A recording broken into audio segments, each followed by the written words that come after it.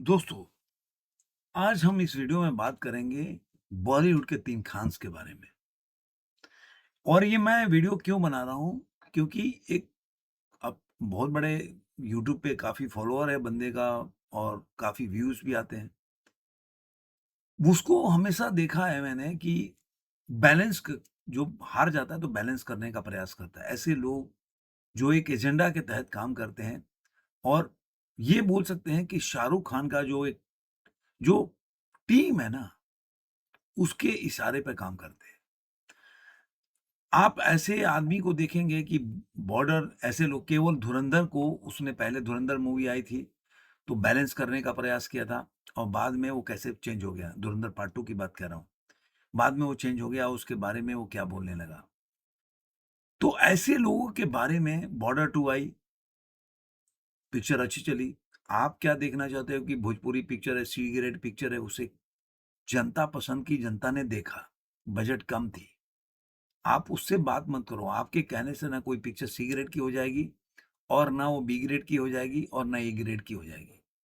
वो कॉन्सेप्ट क्या होता है कि आपने कितने हल्की पिक्चर बनाई है, सी ग्रेड तब होता है कि जिसमें हर चीज़ पे आपने पैसे कम खर्च किए हैं और वो फ़िल्म का जो मार्केटिंग आपने बड़ा तो किया है, लेकिन वीएफएक्स से लेकर हर चीज़ सी ग्रेड का है, तो उसको सी ग्रेड का बोलेंगे। कम बजट की पिक्चर को आप सी ग्रेड नहीं बोल सकते। अगर उसी में मेकिंग में अगर उसने एक अलग लेवल का अगर मेकिंग किया है फ़िल्म को, तो उसको सी ग्रेड नहीं बोल सकते। 300 करोड़ का बजट हो वॉर 2 का और उसमें अब वीएफएक्स लगे कि आप 2 कौड़ी का वीएफएक्स डाले हो, तो उसको सी ग्रेड बोलेंगे। अब आप चलते हैं कि उन्होंने जो आंकड़े दिए तो कैसे ये क्या होता है ना कि चीज़ों को तथ्यों को अपने हिसाब से मोल्ड करके बताना, कि भाई 90s के दौर में शाहरुख खान, सलमान खान से बड़ा कोई स्टार नहीं था। तो दोस्तों आप मैं जो भी बात बोलूँगा कोई मैंने आंकड़ा हो वो लोग एडिटर को रखते हैं ना फटाफट देता है 1000 8000 करोड़ कमाते ये कमाए तो उनकी पिक्चरें 6000 करोड़ कमाई तो उनके 4000 करोड़ कमाई। ये सब आपने देखा है लोग करते रहते हैं। मैं आपके ऊपर छोड़ता हूँ। आप जाओ गूगल में सर्च करो सबके पास इंटरनेट है। 90s के दौर में अमिताभ बच्चन से ज़्यादा पैसे लेने वाले, फीस लेने वाले एक्टर थे सनी पाजी। आप जाके चेक कर लो और उस समय एक और एक्टर था जिसके साथ लोग बड़े-बड़े लोग काम करना चाहते थे और हिट फ़िल्म का गारंटी था, वो था व्यक्ति गोविंदा। लेकिन इंडस्ट्री दोनों के करियर को कैसे तबाह करना है, ये आप आने वाले दिनों में उनके करियर को देखे होंगे। ठीक है, गोविंदा की अपनी कोई जो उनकी अपनी कोई बुरी आदतें भी थी, जैसे कि राजेश खन्ना की भी बुरी आदतें थी, जिसकी वजह से उनकी करियर को तबाह कर दिया गया। ऐसा नहीं कि राजेश खन्ना ही सेट पे लेट आते थे, ऐसा नहीं कि गोविंदा जैसे डेविड धर ने बोला कि गोविंदा जो है वो ल ल केवल वही लेट से नहीं आते, बहुत लोग आते हैं। लेकिन आज वाले स्टार हैं, उनको फ़िल्में मिल रही है, गोविंदा को नहीं मिल रही है, क्यों? सनी पाजी की आप बायोग्राफ़ी देखेंगे, फ़िल्मोग्राफ़ी देखेंगे तो उतनी फ्लॉप पिक्चरें नहीं दी हैं। जितना इन लोगों का मैं भी बताऊँगा आपको। मैं ये 90s के दौर से ही जो ये लोगों ने बताया उसी के बाद से बताऊँगा कि कैसे इन्होंने जैसे मैंने कल देख रहा था किसी का वीडियो था जिन्होंने राजेश खन्ना के ऊपर मैं ऐसे ही बैठा था यूट्यूब पे ही वीडियो था कि राजेश खन्ना के ऊपर उन्होंने किसी बुक को लेकर हवाले से उन्होंने कई चीज़ें बताई। कि उन्होंने बताया कि 69 से लेकर और 71 तक के बीच में ही राजेश खन्ना की बहुत पिक्चरें हिट हुई। उसके बाद से वो 2 साल में ही उनकी स्टारडम गायब हो गई। आप सोचिए। आप जाकर देखिए उनके हिसाब से मान लीजिए उसके बाद बोलने लगे महबूबा ये सब पिक्चरें फ्लॉप नहीं की ना आप देखिए राजेश खन्ना का टाइम, दाग ये सब उसके बाद की पिक्चरें हैं। आपको एक-एक पिक्चर मिलेगा जैसे वो बोल रहे थे मैं हाथी मेरा साथी, ब्लॉकबस्टर मूवी है। उसके बाद आनंद के बाद आप देखेंगे कोई भी पिक्चर आप उठा के राजेश खन्ना की बायोग्राफी उठाएँगे, सौतन, उसके पहले से अगर तुम ना होते, मैं ना 80s के दर्शक, उस समय भी वो स्टार थे। हर आदमी का टाइम होता है, स्टारडम नहीं होता, लेकिन फ़िल्में हिट दे रहे थे वो। लेकिन कैसे किसी के करियर को डिमीन करना और पूरे न्यूज़ पोर्टल पे कैसे उसको जो स्टार अगर उठ रहा है, तो एक योजना के तहत उसके करियर को तबाह करना है, ये हमेशा से बॉलीवुड हिंदी फ़िल्म जगत में एक रहा है और होता रहा है। चाहे वो सुशांत सिंह के साथ हो या रणवीर सिंह को किस तरह से लोग मैनेज कर रहे थे। लेकिन बोलते हैं ना कि हर ऊपर वाला देखता है, किसी मतलब बोलते हैं ना कि भगवान के घर में देर है अंधेर नहीं है, तो वैसा है। अब मैं आता हूँ कि दबंग से ही लेते हैं, जो मैं ये आपको उठाऊँगा सलमान खान की पिक्चर। इनकी पिक्चर आई थी, दबंग आई थी 2010 में, ठीक है? और उसके बाद और कोई स्पेशल एक्सपीरियंस है जैसे कि तिस्मार खान हो गया इस लाइफ में छोड़िए। रेडी आई, चिल्लर पार्टी आई, उसमें भी वैसे नहीं थे। उसके बाद बॉडीगार्ड आई, वो हिट थी। टेल मी खुदा हिमसेल्फ, वो कुछ नहीं था। एक था टाइगर, ये भी हिट था। सन ऑफ सरदार जो है, वो आया 2012 में, उसमें भी कैमो था। दबंग 2 आया, वो हिट था। मतलब आप देखिए 2010 के बाद की बता रहा हूँ। जो ये बता रहे थे ना कि बहुत टाइम तक उनका चला, मैं बताता हूँ आपको। उसके बाद हीरो, जय हो फ्लॉप हुई, वो तेरी, उसके बाद मैं तेरा हीरो बुरी तरह फ्लॉप हुई। लाल भारी लय भारी, उसमें चलो नहीं थे। उसके बाद किक आई, वो हिट हुई थी। बीइंग उसके बाद उसके बाद डॉक्टर आया बजरंगी भाईजान, वो भी हिट हुई। उसके बाद हीरो में तो थे नहीं वो। प्रेम रतन धायो बुरी तरह फ्लॉप हुई, सुल्तान हिट हुई। हनुमान दादा, उसके बाद ट्यूबलाइट, आप देखते चलिए, ट्यूबलाइट बुरी तरह फ्लॉप हुई। टाइगर जिंदा है, उसके बाद वेलकम टू न्यूयॉर्क, उसके बाद रेस 3 बुरी तरह फ्लॉप हुई। यमला पगला दीवाना में फिर नहीं थे। उसके बाद आया, जीरो में भी नहीं थे, चलो उसके बाद नोट भारत बुरी तरह फ्लॉप। दबंग 3 फ्लॉप हुई। उसके बाद आ गया राधे, बुरी तरह फ्लॉप हुई। उसके बाद अंतिम में, चलो अंतिम में तो अच्छा रोल था उनका, चलो।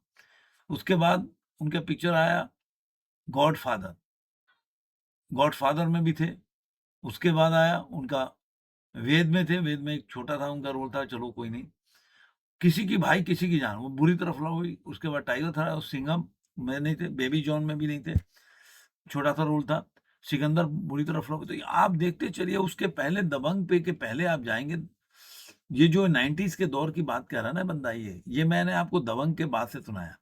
अभी 90 के दौर के बाद आप 90 से ये लोग बोल रहे थे ना सुपरस्टार, एक बहुत बड़ा उस समय इनकी चलती थी। तो आपको देखूँगा कि आप पचासों पिक्चरों ने ना फ्लॉप दिया होगा। मतलब इसमें आप साजन जाएँगे, साजन में तो क्या स्टार तो थे नहीं। लव, सूर्यवंशी फ्लॉप है पिक्चर, जागृति फ्लॉप, निश्चय फ्लॉप। आप देखिए एक लड़का एक लड़की, ये भी पिक्चर जो है नहीं चली थी।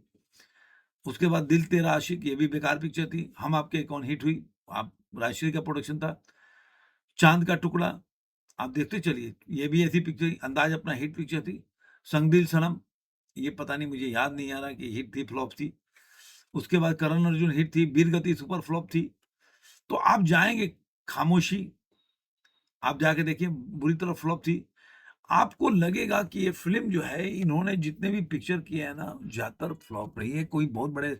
लेकिन दबंग के वांटेड के बाद एक एटमॉस्फेयर क्रिएट किया गया, जो बाद में आपने देखा होगा कि अभी राम गोपाल वर्मा ने भी बोला था कि किस तरह से मतलब अंडरवर्ल्ड के पैसे लगे थे।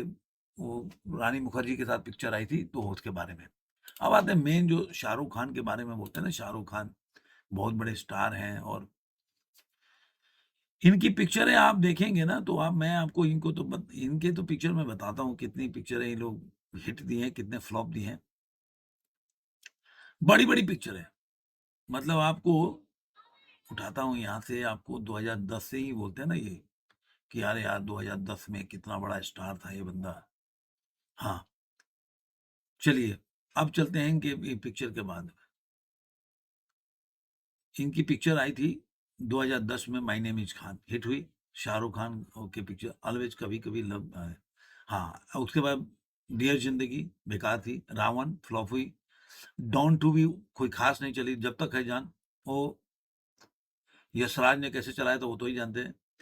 चेन्नई एक्सप्रेस हिट थी। भूतनाथ रिटर्न्स, उसमें वो अमिताभ बच्चन का मेन रोल था। Happy new year super flop थी। उसके बाद दिलवाले सुपर फ्लॉप थी।